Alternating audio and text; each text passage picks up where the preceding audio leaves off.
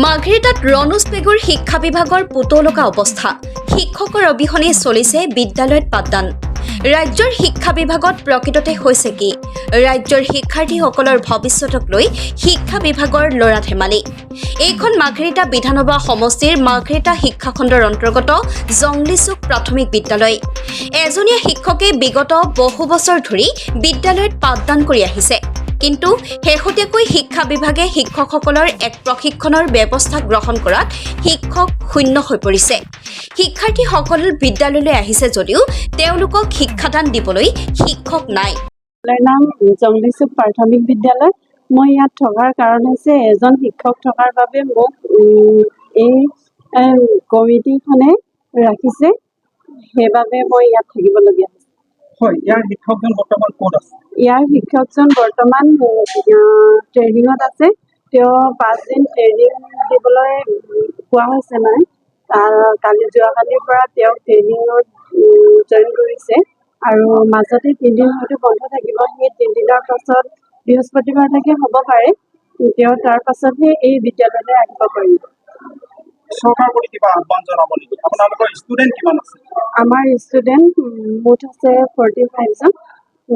চৰকাৰৰ প্ৰতি মই এইটোৱে আহ্বান জনাম যে এই বিদ্যালয়খনত আৰু এজন হয়তো বা 2জন শিক্ষকৰ প্ৰয়োজন, যাতে তেওঁলোকে এই বিদ্যালয়খনৰ প্ৰতি লক্ষ্য ৰাখি আৰু 2জন বা 1জন শিক্ষক দিয়াটো মই প্ৰয়োজনীয় বুলি ভাবিম। আৰু শিক্ষকৰ বহুতে প্ৰয়োজন, কাৰণ ইমানখিনি ষ্টুডেণ্টক এজন শিক্ষকে কোনোমতে মানে শিক্ষাদান কৰিব নোৱাৰে। এটা ক্লাছত যদি পাঠদান কৰি থাকে অন্যটো ক্লাছ থাকি যায়। সেইকাৰণে মই ক'ব বিচাৰোঁ যে অসম চৰকাৰক এইখন বিদ্যালয়ত আৰু এজন শিক্ষক বা শিক্ষয়িত্ৰীক দিয়াটো অতি গুৰুত্বপূৰ্ণ।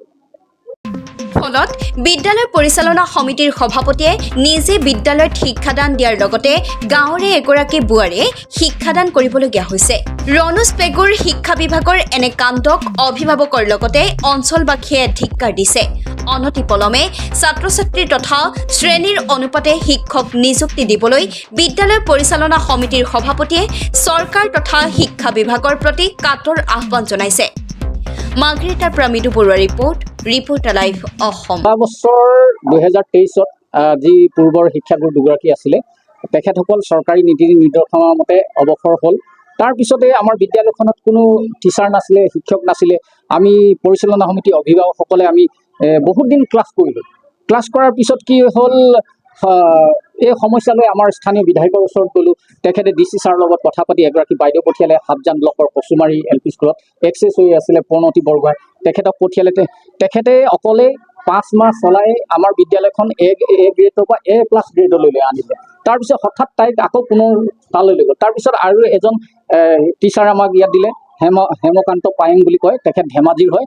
তেখেত খুব সুন্দৰ ক্লাছ কৰি আছে, কিন্তু এজনীয়া টিচাৰ এজনে 42জন ছাত্ৰ ক্লাছ কৰিবলৈ যথেষ্ট পাঠদানৰ অসুবিধা হয়। আৰু এটা কথা, এতিয়া চাওক, যোৱাকালিৰ পৰা চৰকাৰী নিৰ্দেশনা মতে তেখেত কৰ্মশালা আছে 5 দিন। 5 দিন কৰ্মশালাত তেখেতে গ'ল। তেতিয়া তেখেতে মোক জনাইছে সভাপতি হিচাপে যে সভাপতি দেৱ, মই অহাকালি আজিৰ পৰা মোৰ কৰ্মশালা আছে, গতিকে আপুনি বিদ্যালয়খন চাব। এতিয়া যোৱাকালিৰ পৰা মই পৰিচালনা সমিতিৰ সভাপতি হিচাপে আৰু স্থানীয় আমাৰ বোৱাৰী এগৰাকী শিক্ষিত বোৱাৰী, তাইক পাঠদান কৰিবলৈ কৈছোঁ। আৰু এই যে যথেষ্টখিনি আমাৰ অসুবিধা হৈছে। Reporter live Assam.